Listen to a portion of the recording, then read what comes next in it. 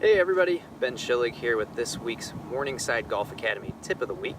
And this week I'm going to show you how you can use a hula hoop, some lines, and a few golf balls to better understand how exactly your golf swing is supposed to work, and also how this club is going to work coming into the ball to get the ball up off of the ground. So what I've done here is I've set up a diagram with this hula hoop, 2 lines, and 4 balls.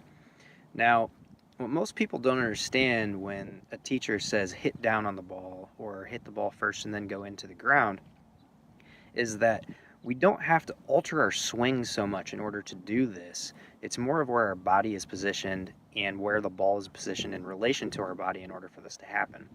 So this white line right here represents the lowest point of the swing. The white line on the outside is the target line, and the hula hoop is representing the swing arc. So you see that it is a circle. Everything in the golf swing works in a circle, whether it's the club, your hands, your shoulders, your hips, your knees, anything that you want to think about. And we need to keep that circle going. Now, when we think about where the low point of that circle is, if that's going to be where the low point of our divot is, then obviously the ball needs to be a little bit behind that point. So if I'm taking the club and I'm swinging down into the ground,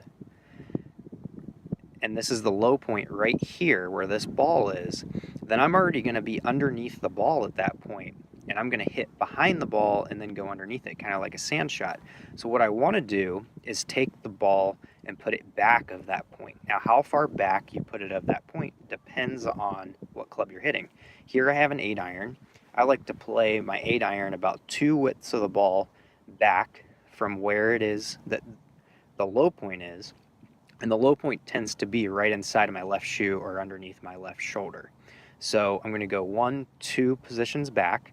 Now you can see that as I would swing down this arc, I would hit that ball before the bottom of the arc and then go into the ground.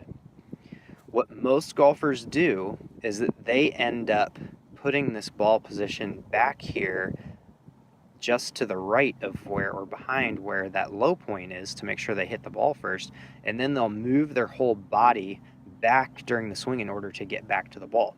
So that would look something like this.